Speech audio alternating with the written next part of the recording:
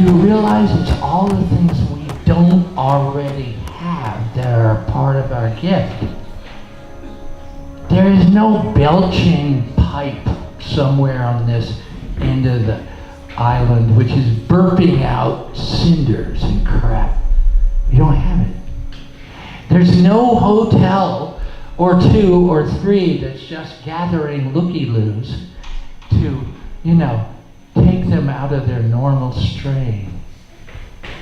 We have the Sugartown turnaround going on really good. We bait all of our stores and our restaurants and our gift stores and whatnot with really cool little shit. But when those guys come up the stream and they bite on it, we turn them around to go home for the evening. Do you realize, what place do you know that only has 2 roads to get into it? What place do you know that's so far in the middle of the Pacific Ocean that you couldn't find another country with a tank if you wanted to? We don't have that. But now what we have is this extraordinary mix of civilizations that came here boat by boat, layer by layer. The Lyrans, the Arcturians, the Pleiadians. This is way, way back, and then the Minihuni, and then the Polynesians. Well, are you at all like the Polynesians? Are you a mix of many things? Sure you are. You're Poly-Europeans. Hey. Now, the trick is to remember that the secret to any field intelligence is how many fields can you combine in the same place and keep them there. Love is a field. Forgiveness is a field. Humility is a field. When you have so many layers of culture here that are already giving themselves to those fields all at once, people come up here and they sit down in the Saturday market and they sit there and they just look stoned. That's a polyversal field. I made that word up. Had to. Because we don't recognize, we recognize objects like things, but we don't recognize fields like things. And when you combine all the fields, that's why it's called that manna. People come up here and they get a shot of manna. And then they go away, and later on, hopefully they remember that in such a way that gives them some peace. Anyway, a couple of months ago, I was stumbling along and saying, holy crap, I have a birthday coming up. Now, I don't give a damn about birthdays, really, but the deal is I love to give parties. And this is an exciting combination, don't you think? Don't you like the seduction of the first part? The talking people get to talk to each other, but the wiggly people get to wiggle with each other. And we don't rush. And we have, as promised in any birthday party, after I'm done, I'm cooked, there's going to be a artesian all-star band from all the people that wandered through our magical place. There's going to be a movie. But before you know it, you'll be rocking to this band, and you can do that all through the night. If there's anything I need to say right now, it is, I lived 50 different places in my life. And those 50 different places were very different. Every different place you go to, you have to respond. So I learned a ton of ways to respond. And that puts me in a really polyversal body right now, and that doesn't mean I was happy. Doesn't mean I felt calm. It doesn't mean that I trusted what was going on around me until I got here. So if I say nothing more tonight, I, at 77, am so thankful to be in Kohala and claim it as my home.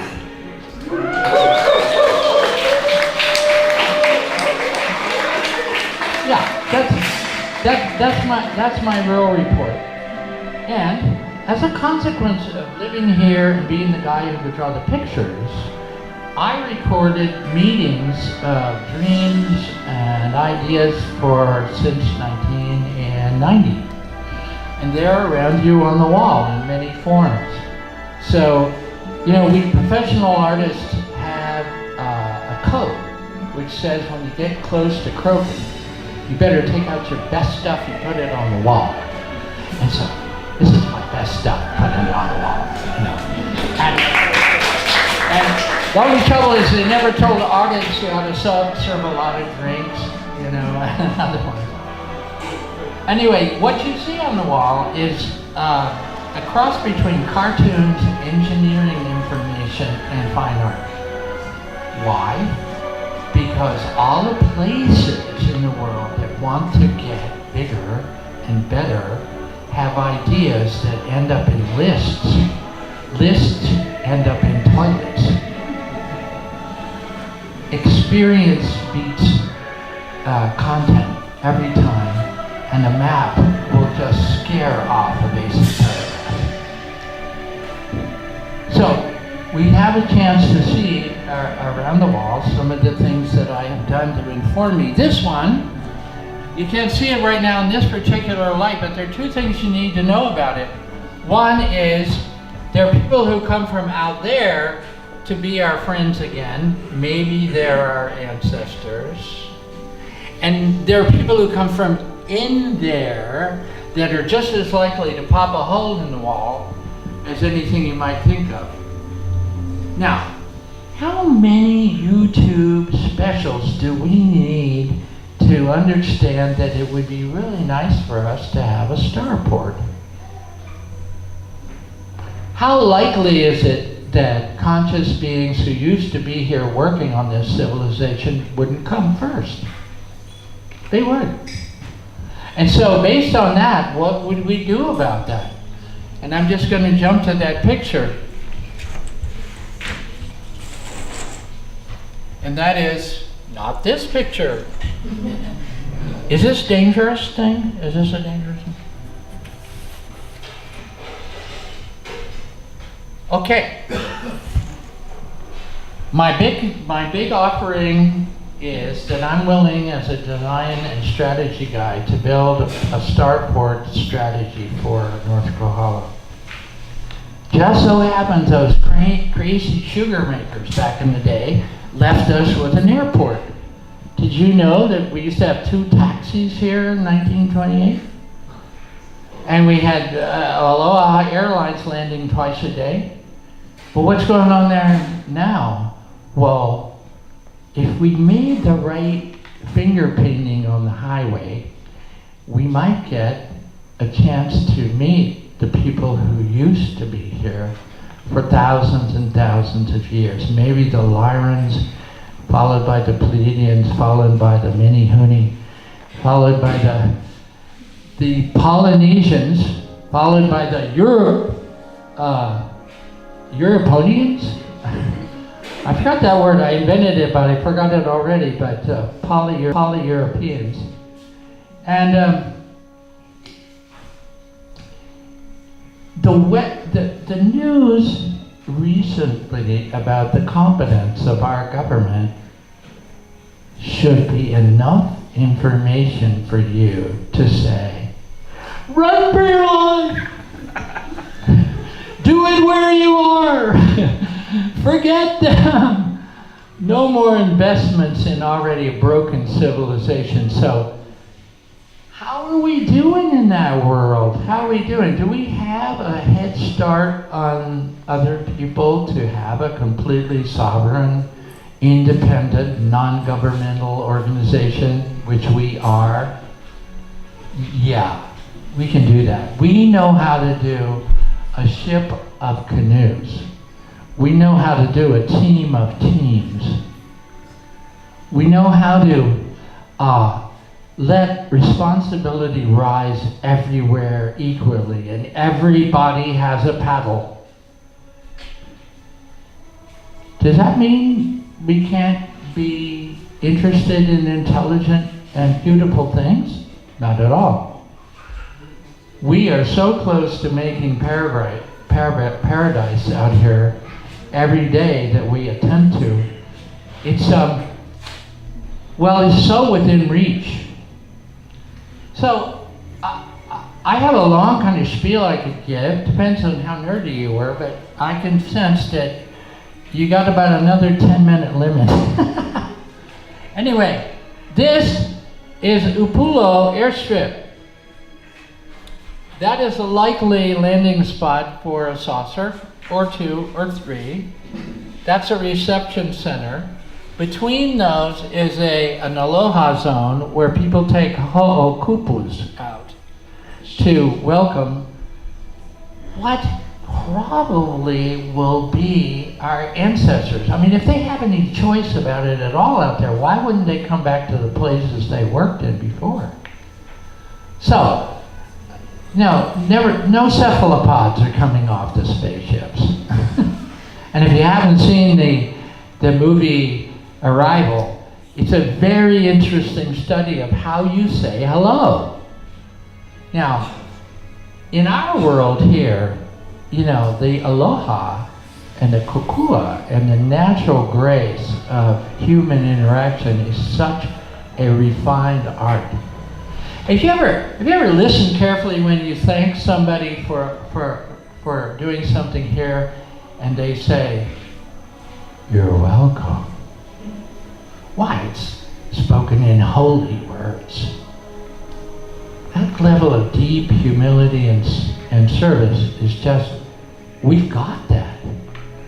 Layers and layers of societies we've got all plugged in together to get along together. And we got it. It's in our blood. It's in our bones. It's in our beings. The Saturday market. I watch strangers come to the Saturday market and sit down and eat at the Soul Kitchen, by the way, mostly. And after 3 minutes, they're pickled. Well, what are they pickled on? Mana.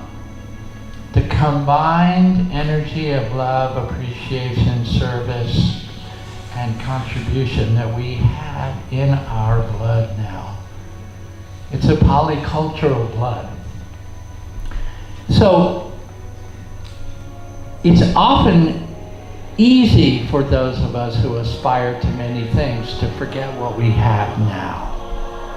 And I'm saying, at 77 years old, I want you to remember what you have now. And breathe it in. Because about the only couple of things we have to worry about right now is we're still getting our power from fossil fuel, and we're getting our water system threatened. Last week I worked with a team I had in Standing Rock, Montana.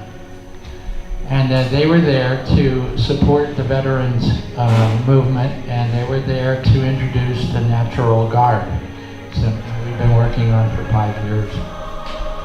And I was up almost every night listening to that incredible blend of deep service from the military guys, the incredible awareness and heartfulness of the native peoples, and the absolutely resilient performance of the corporate-backed people and oil.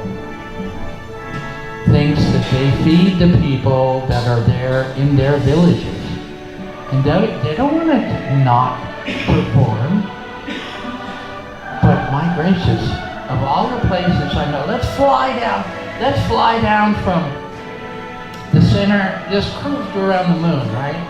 Dive to the Earth, aim at the Pacific Ocean. Do you know, when you look at the Pacific Ocean from out there, it's half the world? The maps don't make that look like that, because somebody wants to look at a big blue bunch of mess. And you dive in closer and you see this chain of islands, and there's one at the bottom, our island, which is a tetrahedron, which is 18,000 feet deep into the ocean and 14,000. that's like 6 miles of crystalline tetrahedron. But we're a million years older up here. And you know what happens? You have topsoil. Do you know we have topsoil? Do you know that we have the mountain that can bring the water down? Do you know that we have a completely loving community that's ready to do it in all dimensions? In Kohala, you can go to a festival from Japan, from China, you know, and we've become a festival culture now, which is great. What a nice thing to do. But what we've also done is we've taken those 100-year-old buildings built by the Japanese while the Chinese were digging the ditch, and we repainted them and rebuffed them, and my artesian family has been on that from the very beginning. So it's kind of wonderful what's going on here, and I'm just standing here like another guy saying, "You get it? Do you know that we don't have to play government? Do you know that we've already played cooperation? It already works, and we proved it with so many different cultures all mixed together.